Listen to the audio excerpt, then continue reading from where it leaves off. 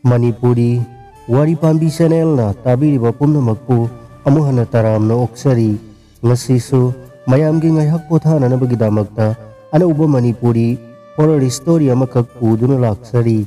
Horror story sige maming Inaw Nupigi Ningsing Pura. Horror story se amok ngaihak tami narasi. Da nang gift sibu karigino Purit ama suyawi chocolate ka suyawri ne kaigi gift no ba nang ne pira ise umakantana Radha sahi hobagi ne karino hairisibu New Year din hana loikrena aduna migi New Year ni dana aikoi maitai gi di sahi hobase sajibu tha dagi hawidana adugi anaubu sahi lakpagi anaubu khudol ama tambane ba nangi damakta Radha aina piraiba purito aina yamna pamjaba nangonda sanani khalaga pirakpa purit ne puritu lilaga photo amatang di tharudana yengeba pakchadabra haibado hoi da yaye hayeng ayuktane ai nangna pirakpa purit se lilaga reel ama semaga thabirakene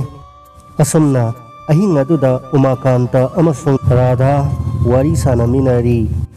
nongalaga Radhana Umakanta na pirakpa purito lilaga nungthiladu fazana keraga purito lilaga video matik aman nami reel sem laga Umakanta da thaki video do Umakanta na yengi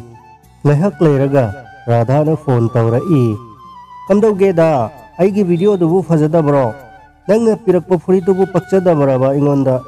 Umakanta na yamna pakchai Radha aina pakchani khanduna leirkraba purit ne Paksaida yam fazai ado khajitang fazadabadi nangi video dugi background duneba ko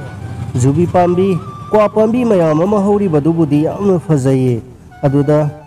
mungphamgi puraman ba ama yawbodo adugi do khajitang fazadabai wanida adubu laisangla natraga puraro kanagi danoba nakoi gi daradubo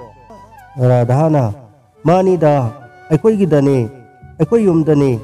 aikoi gi ingkhon kasinda thamba aikoi inaw nupigi ningsing purani mado tabada Umakanta do khara nungaitana Radha da amuk hanglai Radha nakoi gi inaw nupi laikidaba yawbro kayam koiraba warino aidi khangdena da ngasidagi sahi nipalomgi mamangda thokiba thodokni da nate adubu karamaina thokirino waridu khara taningeba Radhana yamna nungaitana da madugi warido amuk ningsinglaroida yamna nungaitaba thodokni madu amuk ningsinglaga kari kana duinoda toklasida Umakanta na yamna nungaitana nate Radha aibu nangna tasengna thajaraba nungsibirabadi aise kana nate haina khallaga thodok adugi warido angta ingonda tahalune nakhoigi nungaitabado aingonda suwaridu leithoklaga khajitang share tawbiu kaino Umakanta gi adugumba wahi aduda Radhana fareda adudi warido sumdaubani asi hairaduna sahi nipal gi mamangda thokhiba warido Umakanta gi mafamda lirai matamdo aina sahi 12 muk surakpa adwaidani aigi inaw nupi aduna sahi 9 muk sure ipanupa atomba aduna sahi mari khara helakpa matamadudani matamdo nongju thani nong yamna kanna suba matamadudani numituda aikhoidi kanna tumlingai matamni kona warido mama hoi baba hoina tambadagi khanglakpani aikhoina kanna tumnaringai yamna kanna aikhoigi kaka atomba aduna bababu haudorakthi hingi thelaba matam aduda bababu kanna thong thila duna kaurakpa matam aduda kari tawrabano haina pakhatna duna babaga mamaga do ahing aduda haugatuna thong hangdoklubada kaka aduna jiri turel kaire turel dagi pathorkpa ising mayam aduna aikoi gi somda sensinba hora ore hai aduna yamna thuna aikoi hongdo haudaba yaroi angang singse angta haudokpiu haiduna ai amasung inaw nupi aikoi nibu yamna thuna babana thenglaba ahing aduda haudorakhi aidi ipa pakhana kaidorabano haina khallui babana ibema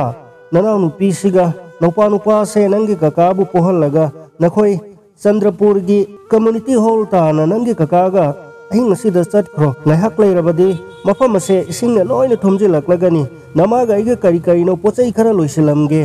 hairakpaduda ipa pakhatna inau nupi ado aina khutna paiduna ipa nupa atomba adubuna kakana posilaga amamba marak aduda Chandrapurgi community hall maikai adomda lai ahing aduda mayam wa kapna basu yawi aduga koisen chenaba langnaba kayani aisu yamna pakhathi inau nupi dugi makut samladuna aina pakhatna lambi de satpa haurakpaduda khongde ising chotpa hauraklammi pak charaba jiri turel dagi pathorakpa ising aduna aikhoigi maikairamda yamna thuna sensilakpa jani amamba adudadi isingdo kayam kanna sensilakliba haibado amata ude adubu khongde ising chotpado khara kakhalakpadawna wangkhalakpa aduda isingdo yamna thu aikhoigi adomda changsilakle haibase khangba ngami ahingduda aikoi Lakipurgi mi mayam ama wa launaraduna kochen chenari ahing aduda kaka aduna mang tharaga ibema lao hairaga aduna satli kaka do kadai yaukrabano haibasu khangdre kaka kaubasu takhidre miyam ama langbagi makhol mayam marak aduda gyan tadre khanghaudana khangtu tusinba aduda inau nupi da pairamba aigi khut ase mahaki khut ado thadoktuna laimaida sujillaga taki aina phuk haugalakpaga inau nupi adobo manjulika kaui chiche haina kaukibagi khonjel di tahawi adugadi adum khumlaktre mayamna wa langnariba angang singna kapliba khonjel sing adugi marakta aina manju haina inau nupibu hanna kaui adubu mahakna amuk hanna chiche haina kaurakpado ahing aduda amamba marak aduda takhidre Chandrapur maikai tamna senariba miyam marak aduda yauramlagani khanduna aina sena manju haina kapna inau nupi adubu kauraduna community hall maikai adomda ahing aduda mayamgi matung illaga lakhi usina sena hall ado yaurabada kakadi thengnare kakana nanau nupi manjudi hanglakpaduda kaka aiga lakminabado amamba marak aduda aina tubada mahaki khut ado thadokhi yamna kuina kanakhibasu nate aina manju kaubada mahakna suchise haina amuktangdi khumlaamki kadom maikaidano haibasu khanghaudre mayam ahing aduda wa langnaba kapnaba marak aduda mahaki khonjen su takhidre kaka as onthokpani haiduna kaka do aigi ipanupa do aingonda sinaramlaga ai amukta yengukhige haiduna ahing aduda amuk handuna satkhi yumlomdana babaga imaga duna aikhoigi lairik auraina nanaba thamliba table sing aduna kangthol mathakta thangalaga ising chotpa nungairoidaba maru oiba pochai sing khara khandoktuna table dugi mathakta thangalammi asomna loisanba yaba pochai khara thuna loisalmlaga babaga imaga dusu community hall maikai adomda thenglaba matam aduda lakhi mayam wa langnariba miyam marak aduda babaga imaga do unaba matamda ai amna harauki kapsu kapki babaga imagana hek yaurakpaga inau nupi manjubu hanglakhi kadai nanau nupi manjulika di kadai aina wado tamba matamda imana karino hairisibu haina imado kappa horakhi aduga babana muk inau nupi thibani haiduna imaga aikoi mafam aduda thamlamlaga babado thuna chatki ikuidana ngaihak leiraga babado hobe lakhi lambi satfam amata laihodre isingna pomtum thomjinkhre main road adusu isingna khwang yohore manjuduna muk kadai de laikhribano ai maya marak sida ngakta thige haiduna babado hobe yamna pakhatna amamba marak aduda miya marak aduda manjubu amuk thiki laihak lairaga kakaga yamna nungaitana aikhoigi inakta amuk lakhi imaga aigana yamna pakhatna kapna manjudu thengnadrabro baba manju thengnadrabro kadai laikhrino mabo thengnadre bema kari matauno khangdre haiduna baba dusu sut kablakhi ishorgi nongdam yengba haibaduni kakana kaisu toroida masi amada maya marakta laijaramnida hairakhi asomna ahingado mikap mirau khol maya marakta nongankhi nong khara ngan thorakpaga kakaga babaga imagana manjubu thiki Ipanupaduga aigadi masi amada tumina famduna lai. Inanupi Manjulika do baba khoiga amuk punna sida lerame haiduna halakminarabadi kaya nungaigadaba khallu raga ai mittagi pi leptana taki. Ayuk adudasu thiba yaba thire mayam sangduna adubu inanupi Manjulika do kanamatana thiba fangdre. Mathang numitki numidang athengbada community hall adugi manungda mayam punna tumnaringai imana Manjulika karigino nangna aduda kaptuna lairibadubo sida sango lao hairakpaduda khoidi Manjudo halaklaboi ningduna ipa pakhana koyeng lui imana muksu hairakki nanau nupi se kaptuna lairibasi tadro mapanda kaptuna lairibase koksinbiu mako koksinbiru so babana imabu themjinki imana muksu karino nasanupi asina kaptuna lairibasi tadro koksinbiru so amta laubiru so mani sing na punto chola mani amta kaptana laibase kausin biru so asumna ahing do imana sumna hekta tawra I taseng na ima do wakhal choiraktuna tawribra haibasu natti wari su asum gyanta na sanaba yai mahangna kapliba do aikhoida tadabra hanglakki tade haina khumbada ima do mathana tangakcha bagum tawi mathangi numitasu community hall adugi manungda Thenglaba matam aduda imana puklauna hogatuna nanau nupi lakle nanau nupi ne kappagi khonjen tadabra nangbo imana haibasu tasengna sumbajala haiduna aina na thangatuna tai sumni tare aiso khonjelado mani aikoigi Manjulika gi khonjelani arapada tapna sise haina kaubugum sutai amuksu mama baba haina kaubugum sutai aina su babada imana haibasi summe baba tasengna khonjen se tai babadi tade hai aikoi punna mapanda thorakki amamba marak aduda babana makutta torsado kap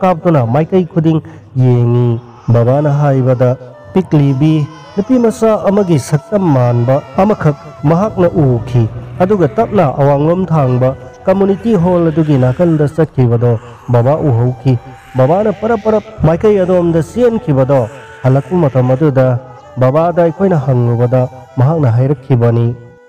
inau nupi mangkhibagi pause nonganbaga kakana jiri polista pau pikhrabani numit adudagi marini suba numitki ayuki pung 12 muk taba mayam sak sanage tawrakpa matang aduda asiba nupi masa ama jiri ga lonariba asamlom thangba turel adugi torbalda asiba oina tawkhalakpadagi fange haiba pawama community hall aduda lairiba mayam marakta ngangna batarakhi Manjulika soidana oiramlagani haiduna mayam ngangna batabada aikhoi pangkapta kapnakhi kakana jiri police ta chatuna asiba ado amutang sumde haiba khangdoknaba hona binaba hairui numidang waida asiba do confirm oire aigi inau nupi Manjulika duni aikhoi Lakhipur dagi lakpa Chandrapur gi community hall center aduda sangjafam lauduna lairiba miyam amadi Chandrapur gi miyam ama thoraktuna inau nupi Manjulika gi aroiba mathau mangam pangthokminakhi matam khara aikhoina Chandrapur gi community hall center aduda laiba matamda ahing asida mi mayam amanasu Manjulika na kappagi khonjel hek tai haina ngangnaba horakhi mayamna ngangnaribado asumba makni aisu tasengna tarabani ahanbadi imana mahangna ahingda kaptuna makhoibu kaubagi khonjel tai hairakhiba matam adudadi kaya thajaramdabani ai samakna taraba adudadi tasengna sumni haibado khangkhi asumna ahing se Manjulika gi ningamdana sikhiba thawai aduna aikhoigi nakta lengdana lai haibase khangkhi tha makhai muk lairagadi ising chawbado pare mafam khuding loina ising kangle aikhoigi asengba yum laifam oiriba Lakhimpur area adusu loina kangle adubu babana inau nupi laitraba yum aduda amuk hanna lainingdre asigumbase mamang thaktasu waduna tala khrabani ising hek sawbaga mafam ado ising hana hekta thumpham oi asumna ꯑꯩꯈꯣꯏꯒꯤ ꯃꯥꯃꯒ ꯇꯥꯟꯅꯗꯨꯅ ꯃꯥꯃꯅ ꯍꯥꯏꯕꯒꯤ ꯃꯇꯨꯡ ꯏꯟꯅ ꯃꯐꯝ ꯑꯗꯣ ꯌꯥꯝꯅ ꯍꯣꯡꯅ ꯌꯣꯟꯊꯣꯛꯂꯝꯂꯒ ꯑꯐꯪꯕ ꯁꯦꯟ ꯈꯔ ꯑꯗꯨꯅ ꯃꯥꯃꯒꯤ ꯌꯨꯝꯒꯤ ꯅꯥꯀꯜꯗ ꯏꯪꯈꯣꯜ ꯃꯆꯥ ꯑꯄꯤꯛꯄ ꯑꯃ ꯂꯩꯗꯨꯅ ꯑꯩꯈꯣꯏꯅ ꯍꯧꯖꯤꯛ ꯂꯩꯔꯤꯕ ꯌꯨꯝꯐꯝ ꯑꯁꯤꯗ ꯌꯨꯝ ꯁꯥꯗꯨꯅ ꯂꯩꯔꯛꯈꯤꯕꯅꯤ꯫ ꯃꯐꯝ ꯑꯁꯤꯗ ꯂꯩꯔꯕ ꯃꯇꯨꯡꯗꯁꯨ ꯑꯩꯈꯣꯏꯒꯤ ꯏꯅꯥꯎꯅꯨꯄꯤ ꯃꯟꯖꯨꯂꯤꯀꯥꯅ ꯍꯦꯛ ꯑꯍꯤꯡꯗ ꯀꯞꯇꯨꯅ ꯃꯃꯥ ꯕꯕꯥ ꯀꯧꯕ, ꯆꯤꯆꯦ ꯀꯧꯕ ꯈꯣꯟꯖꯦꯜ ꯀꯌꯥꯁꯦ ꯑꯩꯈꯣꯏꯅ ꯂꯦꯞꯇꯅ ꯑꯗꯨꯝ ꯇꯥꯈꯤ꯫ ꯑꯩꯈꯣꯏꯒꯤ ꯃꯥꯃꯈꯣꯏ ꯑꯍꯜꯁꯤꯡꯅ ꯍꯥꯏꯕꯒꯤ ꯃꯇꯨꯡ ꯏꯟꯅ ꯃꯍꯥꯛꯀꯤ ꯊꯋꯥꯏ ꯑꯗꯨꯅ ꯀꯣꯏꯆꯠ ꯆꯠꯇꯨꯅ ꯂꯩꯇꯅꯅꯕ, ꯃꯄꯨꯒꯤ ꯃꯅꯥꯛꯇ ꯌꯧꯈꯤꯕ ꯉꯝꯅꯅꯕ ꯃꯍꯥꯛꯀꯤ ꯊꯋꯥꯏꯕꯨ ꯀꯧꯗꯨꯅ ꯃꯍꯥꯛꯀꯤ ꯄꯦꯟꯗꯕ ꯑꯃꯗꯤ ꯇꯧꯍꯟꯅꯤꯡꯕ ꯀꯔꯤ ꯂꯩꯕꯒꯦ ꯍꯥꯏꯕꯗꯣ ꯍꯪꯕ ꯈꯪꯕ ꯉꯝꯕ ꯑꯍꯩꯕ ꯃꯥꯏꯕ ꯑꯃ ꯂꯩ ꯍꯥꯏꯅ ꯇꯥꯛꯄꯤꯗꯨꯅ ꯃꯍꯥꯛꯀꯤ ꯊꯋꯥꯏ ꯑꯗꯨꯕꯨ ꯀꯧꯗꯨꯅ ꯋꯥꯔꯤ ꯁꯥꯅꯕꯗꯒꯤ ꯑꯩꯈꯣꯏꯒꯤ ꯌꯨꯝ ꯑꯁꯤꯒꯤ ꯏꯪꯈꯣꯜꯒꯤ ꯀꯥꯆꯤꯟꯗ ꯃꯍꯥꯛꯀꯤ ꯅꯤꯡꯁꯤꯡ ꯐꯨꯔꯥ ꯑꯃꯇꯪ ꯁꯥꯕꯤꯌꯨ ꯍꯥꯏꯔꯛꯈꯤ꯫ ꯃꯥꯏꯕ ꯑꯗꯨꯅ ꯂꯥꯏ ꯇꯤꯟ ꯈꯨꯔꯨꯝꯗꯨꯅ ꯃꯍꯥꯛꯀꯤ ꯑꯔꯣꯏꯕ ꯃꯊꯧ ꯃꯉꯝ ꯄꯥꯡꯊꯣꯛꯇꯨꯅ ꯃꯍꯥꯛꯀꯤ ꯅꯤꯡꯕ ꯊꯨꯡꯅꯅꯕꯒꯤꯗꯃꯛ ꯑꯩꯈꯣꯏꯅ ꯍꯧꯖꯤꯛ ꯂꯩꯔꯤꯕ ꯌꯨꯝ ꯑꯁꯤꯒꯤ ꯏꯪꯈꯣꯜꯒꯤ ꯀꯥꯆꯤꯟꯗ ꯃꯍꯥꯛꯀꯤ ꯅꯤꯡꯁꯤꯡ ꯐꯨꯔꯥ ꯃꯆꯥ ꯑꯃ ꯁꯥꯈꯤ꯫ ꯃꯍꯥꯛꯀꯤ ꯑꯄꯥꯝꯕꯁꯦ ꯍꯦꯛ ꯇꯧꯈ꯭ꯔꯕ ꯃꯇꯨꯡꯗꯒꯤꯗꯤ ꯑꯍꯤꯡ ꯑꯩꯈꯣꯏꯒꯤ ꯏꯅꯥꯎꯅꯨꯄꯤ ꯃꯟꯖꯨꯅ ꯀꯞꯂꯝꯕ, ꯕꯕꯥ ꯏꯃꯥ ꯀꯧꯔꯝꯕ, ꯆꯤꯆꯦ ꯀꯧꯔꯝꯕ ꯄꯨꯝꯅꯃꯛ ꯑꯗꯣ ꯑꯃꯨꯛ ꯍꯟꯅ ꯇꯥꯕ ꯐꯪꯈꯤꯗ꯭ꯔꯦ꯫ ꯉꯁꯤ ꯐꯥꯎꯕꯗ ꯐꯨꯔꯥ ꯑꯁꯦ ꯑꯩꯒꯤ ꯏꯅꯥꯎꯅꯨꯄꯤ ꯃꯟꯖꯨꯂꯤꯀꯥꯃꯛꯅꯤ ꯈꯟꯅ ꯑꯩꯈꯣꯏ ꯃꯌꯥꯝꯅ ꯂꯨꯅ ꯊꯝꯖꯔꯤꯕꯅꯤ꯫ ꯃꯥꯗꯤ ꯑꯉꯥꯡ ꯑꯣꯏꯔꯤꯉꯩꯗꯒꯤꯁꯨ ꯍꯧꯅ ꯀ꯭ꯋꯥ ꯄꯥꯝꯕꯤ, ꯖꯨꯕꯤ ꯄꯥꯝꯕꯤꯗ ꯀꯣꯟꯗꯨꯅ ꯀꯥꯕꯁꯦ ꯌꯥꯝꯅ ꯄꯥꯝꯖꯩ꯫ ꯑꯗꯨꯅ ꯃꯍꯥꯛꯀꯤ ꯐꯨꯔꯥ ꯑꯗꯨꯒꯤ ꯅꯥꯀꯜꯗ ꯖꯨꯕꯤ ꯑꯃꯗꯤ ꯀ꯭ꯋꯥ ꯄꯥꯝꯕꯤ ꯃꯌꯥꯝ ꯑꯃꯁꯨ ꯊꯥꯕꯤꯔꯤꯕꯅꯤ꯫ ꯑꯁꯨꯝꯅ ꯀꯞꯅ ꯔꯥꯙꯥꯅ ꯎꯃꯥꯀꯥꯟꯇꯒꯤ ꯃꯐꯝꯗ ꯉꯁꯤꯗꯒꯤ ꯆꯍꯤ 9 ꯃꯃꯥꯡꯗ ꯂꯩꯈꯤꯗ꯭ꯔꯕ ꯃꯍꯥꯛꯀꯤ ꯃꯅꯥꯎꯅꯨꯄꯤ ꯃꯟꯖꯨꯂꯤꯀꯥꯒꯤ ꯅꯤꯡꯁꯤꯡ ꯐꯨꯔꯥ ꯎꯃꯥꯀꯥꯟꯇꯅ ꯈꯪꯅꯤꯡꯂꯤꯕ ꯋꯥꯔꯤ ꯑꯗꯣ ꯂꯤꯗꯨꯅ ꯇꯥꯍꯟꯈꯤ꯫ ꯎꯃꯥꯀꯥꯟꯇꯁꯨ ꯔꯥꯙꯥꯅ ꯊꯃꯣꯏ ꯁꯣꯛꯅ ꯇꯝꯂꯛꯄ ꯋꯥꯔꯤ ꯑꯗꯨꯗ ꯀꯗꯣꯝꯗꯒꯤꯅꯣ ꯈꯪꯍꯧꯗꯅ ꯃꯄꯤ ꯇꯥꯔꯛꯈꯤ꯫ ꯚꯤꯗꯤꯑꯣꯗꯣ ꯑꯃꯨꯛ ꯍꯟꯅ ꯆꯤꯡꯈꯠꯇꯨꯅ ꯌꯦꯡꯂꯒ ꯔꯥꯙꯥꯒꯤ ꯐꯖꯔꯕ ꯁꯛꯇꯝ, ꯃꯍꯥꯛꯅ ꯄꯥꯝꯖꯅ ꯂꯩꯈꯤꯕ ꯐꯨꯔꯤꯠ ꯑꯗꯣ ꯂꯤꯠꯂꯒ ꯑꯦꯛ ꯇꯧꯔꯤꯕ ꯃꯗꯨꯒꯤ ꯕꯦꯛꯒ꯭ꯔꯥꯎꯟꯗ ꯂꯩꯔꯤꯕ ꯐꯨꯔꯥ ꯑꯗꯨꯅ ꯃꯁꯛ ꯊꯤꯍꯜꯂꯦ ꯈꯜꯂꯝꯕꯗꯣ ꯍꯧꯖꯤꯛꯇꯤ ꯍꯦꯟꯅ ꯐꯨꯔꯥ ꯑꯗꯨꯅ ꯃꯒꯨꯟ ꯍꯥꯞꯂꯛꯄꯒꯨꯝ ꯇꯧꯈꯤ꯫